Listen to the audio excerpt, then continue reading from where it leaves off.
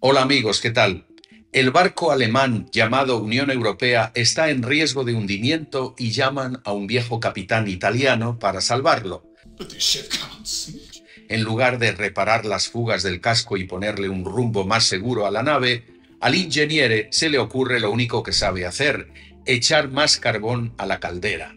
Sí amigos, vamos a hablar del plan Draghi y su manía de crear dinero, muchísimo dinero inflacionario, para que esta vez carbure de una vez por todas una Europa en grave crisis y desindustrializada, empezando por su principal país, Alemania. We're sinking! We're sinking! What are you thinking about? Lo vemos, lo vemos. Hola, soy Constantino de Miguel, te doy la más calurosa bienvenida a Desde mi punto de vista, el canal que combate la mentira y la propaganda de los medios de desinformación.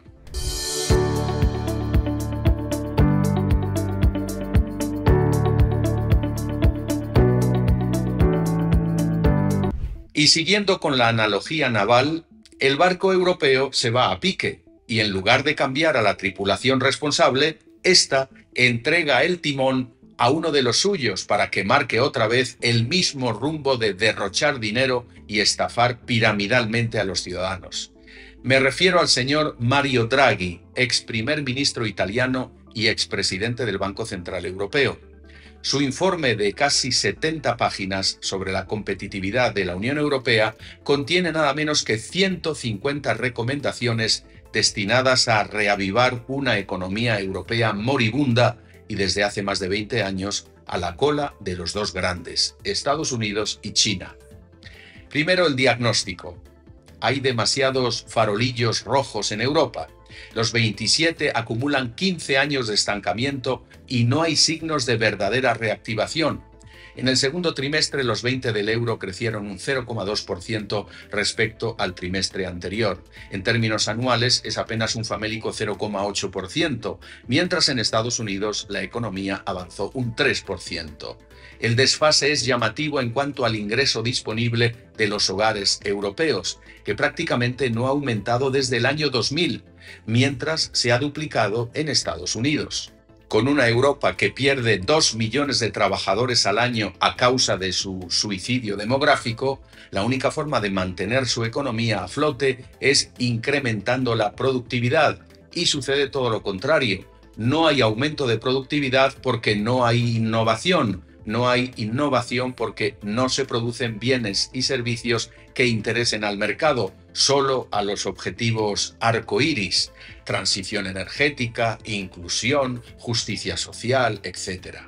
Como esos productos nadie los compra, los sufraga la subvención pública, o sea, los ciudadanos.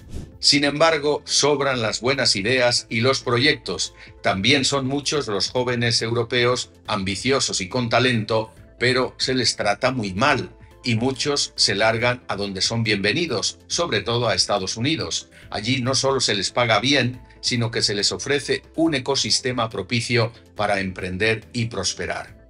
Las universidades públicas en Europa se han convertido en máquinas de diplomas, muchos de ellos inútiles. No se investiga, solo se hace mucha política de izquierdas sobre cómo crear un totalitario mundo feliz.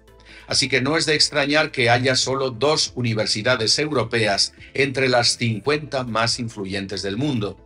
Sí, amigos, constato que las autoridades comunitarias son incapaces de proyectar este continente hacia el futuro, ya que la mayoría de los políticos y funcionarios jamás ha emprendido o trabajado productivamente.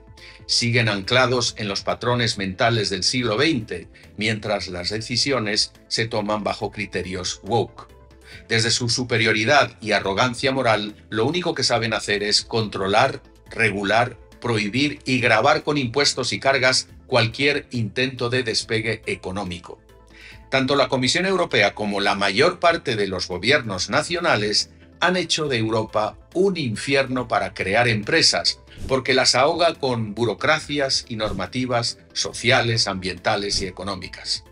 Si a pesar de ello la iniciativa empresarial alcanza el éxito, el Estado se da cuenta y te corta las alas con una fiscalidad absurda y dificultades para captar capital y escalar. Las empresas en Europa van a remolque de lo que inventan chinos y americanos. No existen unicornios, es decir, compañías que superen los 100.000 millones de euros de capitalización, las únicas capaces de emprender la revolución tecnológica que necesita Europa. El viejo continente se ha quedado rezagado en el sector de semiconductores, donde tenía de hecho un cierto liderazgo, y también ha perdido el tren de la inteligencia artificial, es decir, sus industrias obsoletas en sectores como la automoción, la defensa o la farmacia están condenadas a fusionarse con grandes socios internacionales o perecer por causa de atraso tecnológico. Además, las empresas europeas afrontan precios de la electricidad que son 3 veces más elevados que los de Estados Unidos, mientras el gas cuesta 5 veces más gracias a la diabolización de Rusia. Pero claro, no se pueden construir centrales nucleares porque así lo dicta el lobby ecologista. El caso es que, según el FMI, la Unión Europea supone el 14% del PIB mundial, era el 20% en el año 2000. Y otro dato, el peso de las bolsas de valores europeas en el mercado financiero mundial ha pasado del 37% en 2003 a menos del 15% el año pasado. Pero todo eso no les importa a las autoridades europeas, obsesionadas con 4 objetivos. Primero, la descarbonización para luchar contra el presunto cambio climático. Segundo, quieren y no pueden impulsar la digitalización de las empresas medias y pymes. Tercero, desean aumentar el gasto en defensa como exige el socio americano. Por último, cuarto, insisten en un objetivo completamente imposible: garantizar un estado social del bienestar que pueda afrontar el envejecimiento de la población. Pero quedan solo 2 trabajadores por cada pensionista, mientras que hace unos años eran 3. Y entonces, ¿cuál es la solución que propone Super Mario? Pues la única que conoce: darle a la impresora. O sea, pretende que la Unión Europea, es decir, las empresas y los particulares, los más saqueados del mundo, aporten 800.000 millones de euros anuales para impulsar la innovación. Más claro aún, Draghi quiere pasar al ciudadano las facturas de la descarbonización, la digitalización, la defensa y el estado del bienestar. Es una receta para el desastre. Según el tecnócrata italiano, la inversión pública debe dispararse al 5% del PIB, algo que no ocurre desde los gloriosos años 60. Comparemos ese 5% con el 2% que supuso el Plan Marshall entre 1948 y 1951, que benefició a casi toda Europa menos a España. El esfuerzo es titánico e inasumible. Recordemos que Mario Draghi en 2015, como presidente del BCE, sacó a Europa del fantasma de la recesión recurriendo a una colosal compra de activos. Antes había prometido que haría whatever it takes, todo lo que haga falta para reflotar la economía. Whatever it takes. Y así fue como el BCE, bajo la batuta de Draghi, recurrió a una colosal expansión cuantitativa de dinero, al ritmo de 60.000 millones de euros al mes, que no solo licuó los ahorros de los europeos, sino que se robó el dinero futuro de los ciudadanos mediante la inflación.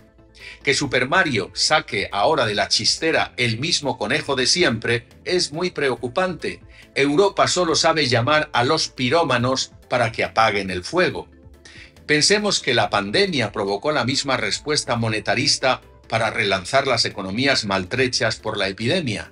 En esa ocasión, la Unión Europea aprobó los fondos llamados Next Generation, una masiva inyección de circulante que en realidad solo ha servido para inflar los precios cerca de un 20% en apenas 3 años. Lo lamentable es que el grueso del dinero se ha diluido entre ineficientes administraciones públicas, así como políticos corruptos y sus amigos. Las migajas se las reparten entre empresas. Hablamos, por ejemplo, de que conceden apenas 5.000 euros para una sociedad de 10 trabajadores, es decir, una gota de agua que termina siendo más gasto que inversión y que, por lo tanto, no sirve para cumplir el objetivo de impulsar la economía. Es decir, que gracias a Draghi, Europa volverá a cometer el fraude keynesiano de gastar lo que no tiene para impulsar la demanda, concretamente la friolera de 800.000 millones anuales de gasto público. La Unión Europea se está comportando así como un adicto a la tarjeta de crédito. Una deuda tapa a otra deuda, generando un colosal pasivo que el emisor no paga, sino que lo sufragamos los ciudadanos. 2.000 euros por habitante y año. Es decir, si prácticamente todo el dinero que se gana trabajando en Europa hasta julio hay que entregarlo al Estado en impuestos directos e indirectos, ahora llegaríamos a una confiscación total hasta agosto, para otros hasta septiembre. Y si eso no es comunismo, entonces ¿qué es? Europa está en la ruina y con Draghi la bancarrota solo se aplazaría con un pan para hoy y hambre para mañana. Sin embargo, me temo que con dinero solo no se solucionan los graves problemas estructurales de este continente. Pongamos el caso de Alemania, el país que inició su gran declive ya muchos años antes de la pandemia. El dinero que Volkswagen y otras muchas empresas reciben de los Länder primero y de la Unión Europea después, no ha servido en realidad para que esos campeones germanos de la química y la automoción levanten cabeza, a pesar de contar con el privilegio de tener un gran mercado interno europeo sin cortapisas legales o aduaneras. Además, Volkswagen, a pesar de ser defendida de las importaciones de vehículos chinos con un gran muro arancelario, parece que no puede esquivar esta vez la bancarrota, pudiendo llegar a cerrar incluso 2 de sus fábricas. Es la primera vez que eso sucede en sus 87 años de historia. La situación financiera del gigante de Wolfsburg es calamitosa y síntoma de lo que padece el sector secundario en Europa. Un atraso tecnológico combinado con elevadísimos costes de la mano de obra y precios energéticos prohibitivos. El estratégico sector del automóvil ha perdido la batalla frente a China, que sabe producir baterías en masa y a menor coste. Así que si el principal motor de la economía europea, Alemania, se detiene, asistiríamos a una hecatombe en el viejo continente. La desindustrialización parece que no tiene vuelta atrás y augura una era muy preocupante, ya que solo las fábricas generan suficiente valor y sobre todo empleo para permitir un verdadero progreso económico, porque no todos los trabajadores pueden ser nómadas digitales o servir mesas en los restaurantes y cafeterías.